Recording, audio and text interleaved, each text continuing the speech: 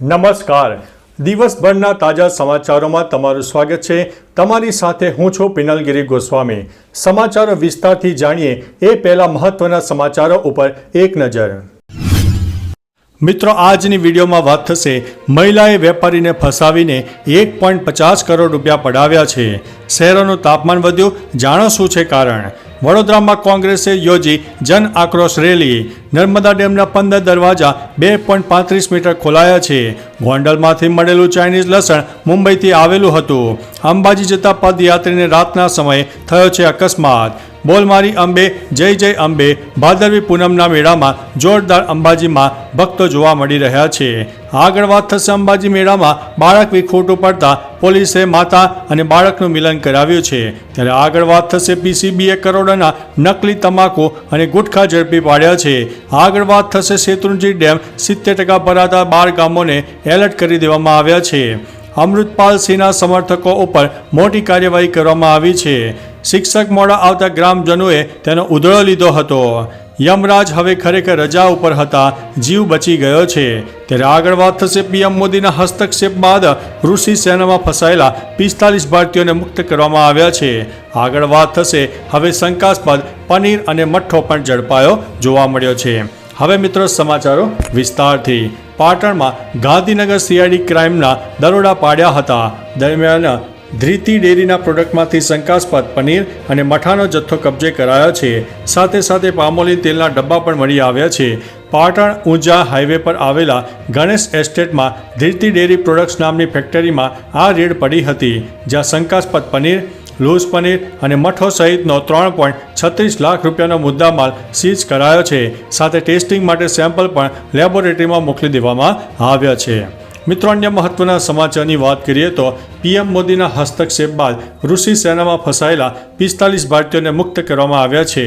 ભારતીય વિદેશ મંત્રાલયે જણાવ્યું છે કે 45 ભારતીયોને રશિયન સેનામાંથી મુક્ત કરવામાં આવ્યા છે અને લગભગ 50 અન્યને જલ્દી પરત લાવવાનો પ્રયાસ પણ ચાલી રહ્યો છે.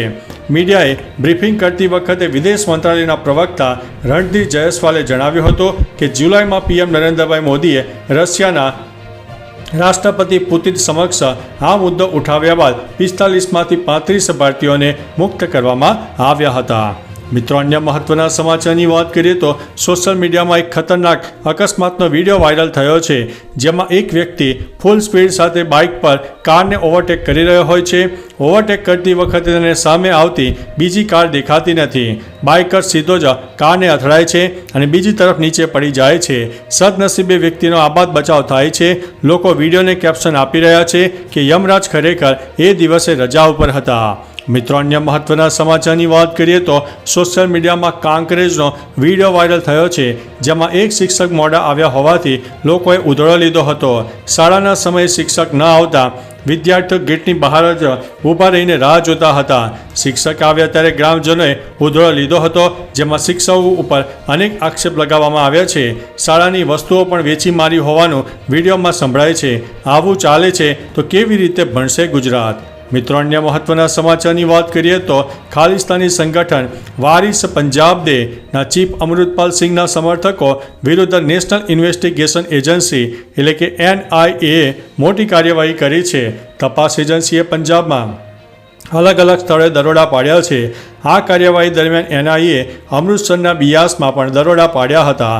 અમૃતપાલ સમર્થકનું અમૃતસર જિલ્લાના બિયાસમાં ઘર પણ આવેલું છે.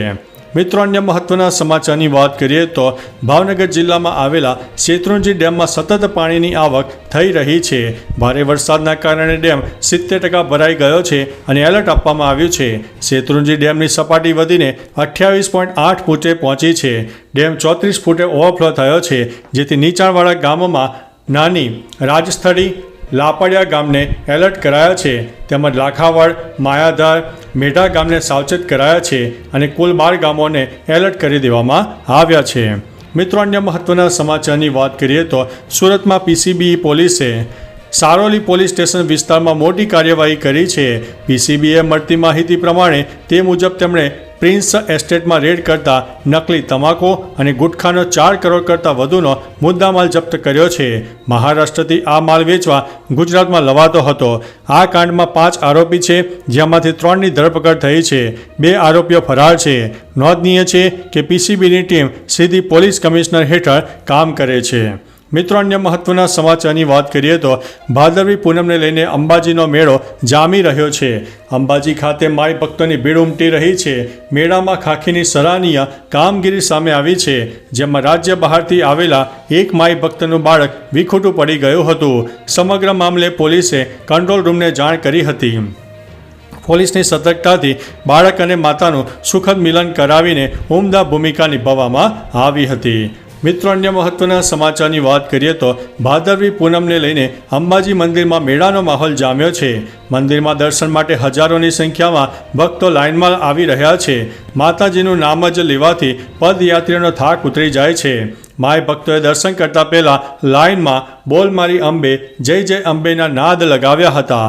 માતાજીનો ગર્ભગૃહમાં મા અંબાના જય જયકારથી ગુંજી ઉઠ્યો હતો. તમે પણ પ્રેમથી બોલો જય જય અંબે. મિત્રો, અન્ય મહત્વના સમાચારની વાત કરીએ તો અંબાજી ભાદરવી પૂનમ મહામેળો શરૂ થઈ ગયો છે. રાજ્ય સહિત દેશભરમાંથી ભક્તો પગપાળા સંઘ લઈને મા અંબાના દર્શન કરવા અંબાજી પહોંચી રહ્યા છે. આ વચ્ચે પ્રાંતિજમાં એક પદયાત્રીનું અકસ્માતમાં મોત થયું છે. અજાણ્યા વાહનની અડફેટે 52 વર્ષના રાયસનભાઈ ગોહિલનું મૃત્યુ થયું છે. ત્યારે અજાણ્યો વાહન ચાલક અડફેટે કરીને ઘટના સ્થળેથી ભાગી ગયો હતો. આ મૃતક ખેડાના મલીવદર ગામનો વતની હોવાનું સામે આવ્યું છે. મિત્રો, અન્ય મહત્વના સમાચારની વાત કરીએ તો રાજકોટ જિલ્લાના ગોંડલ માર્કેટિંગ યાર્ડમાં 5 દિવસ પહેલાં ચીનનું પ્રતિબંધિત લસણ મળી આવ્યું છે. આ મામલે પોલીસે તપાસ હાથ ધરી છે. લસણનું સેમ્પલ FSLમાં મોકલી આપવામાં આવ્યું છે. આ મામલે દેશભરમાં યાર્ડમાં વેપારીઓએ હરાજી બંધ રાખીને વિરોધ કર્યો હતો. જોકે પોલીસે તેની પૂછપરછ કરતા લસણ મુંબઈથી અફઝલભાઈએ મોકલાવ્યું હોવાનું જણાવ્યું છે. જે અંગે પોલીસે મુંબઈ સુધી તપાસનો દોર લંબાવ્યો છે. મિત્રો, અન્ય મહત્વના સમાચારની વાત કરીએ તો નર્મદા ડેમના 15 દરવાજા 2.35 મીટર ખોલાયા છે. ઉપરવાસમાં વરસેલા વરસાદના કારણે નર્મદા ડેમની જળ સપાટી ઊંચી આવી છે. નર્મદા ડેમમાં 4,38,000થી વધુ ક્યુસેક પાણીની આવક થતાં ડેમના 15 દરવાજા 2.35 મીટર ખોલવામાં આવ્યા છે. 24 કલાકમાં ડેમની સપાટીમાં 20 સેન્ટીમીટરનો વધારો થતાં નદીમાં 2,95,000 ક્યુસેક પાણી છોડવામાં આવ્યું છે. ડેમની સપાટી અત્યારે 135.86 મીટરે પહોંચી છે. વડોદરા, ભરૂચ અને નર્મદાના 42 ગામોને એલર્ટ કરી દેવામાં આવ્યા છે. મિત્રો, અન્ય મહત્વના સમાચારની વાત કરીએ તો વડોદરામાં કોંગ્રેસે યોજી હતી જન આક્રોશ રેલી. વડોદરામાં કોંગ્રેસ દ્વારા જન આક્રોશ રેલીનું આયોજન હતું, જેમાં પ્રદેશ પ્રમુખ શક્તિસિંહ ગોહિલ, અમિત ચાવડા સહિતના કાર્યકર્તાઓ હાજર રહ્યા હતા. અમિત ચાવડાએ તો હોડી ઊંચકીને ભાજપ સામે આક્રોશ વ્યક્ત કર્યો હતો. અમિત ચાવડાએ એક્સ પર લખ્યું છે કે ભાજપના ભ્રષ્ટાચારી શાસનને કારણે પૂરની તબાહીનું ભોગ વડોદરા બન્યું છે. શહેરમાં પૂરના પીડિતોના ન્યાય માટે હજારો પીડિતો અને કોંગ્રેસના કાર્યકરો સાથે જન આક્રોશ રેલી કાઢવામાં આવી હતી. મિત્રો, અન્ય મહત્વના સમાચારની વાત કરીએ તો ગુજરાત રાજ્યના શહેરોનું તાપમાન વધ્યું છે, જેમાં અમદાવાદનું મહત્તમ તાપમાન 33.5 નોંધાયું છે. જ્યારે આગામી 7 દિવસ હળવા વરસાદની આગાહી છે. રાજ્યમાં સાર્વત્રિક છૂટોછવાયો વરસાદ રહેશે. આજથી અમુક વિસ્તારમાં હળવો વરસાદ થઈ શકે છે. હાલ સ્ટ્રોંગ સિસ્ટમ સક્રિય ન રહેતા ભારે વરસાદની શક્યતા નથી. અમદાવાદમાં મહત્તમ તાપમાનમાં સામાન્ય કરતાં 1.4 ડિગ્રીનો વધારો થઈ ગયો છે. મિત્રો, અન્ય મહત્વના સમાચારની વાત કરીએ તો વસ્ત્રાપુર વિસ્તારમાં રહેતા એક વેપારીને પડોશી મહિલા સાથે વાત કરવી ભારે પડી છે. મહિલાએ 6 મહિના સુધી વોટ્સએપ પર ચેટિંગ અને વિડીયો કોલ કરીને વેપારીને હની ટ્રેપમાં ફસાવી દીધો. બાદમાં મહિલાના સાગરીતોએ ભેગા મળીને વેપારીને બ્લેકમેલ કરીને 1.50 કરોડ રૂપિયા પડાવ્યા બાદ ધમકીઓ આપતા ક્રાઇમ બ્રાન્ચમાં અરજી કરતા 2 શખ્સોની અટકાયત કરીને મહિલાને શોધવાના ચક્રો ગતિમાન કરવામાં આવ્યા છે. તો ચાલો મિત્રો, ફરીથી દેશ અને દુનિયાના સુપરફાસ્ટ સમાચાર લઈને મળતા રહીશો. ત્યાં સુધી અમને રજા આપશો. નમસ્તે.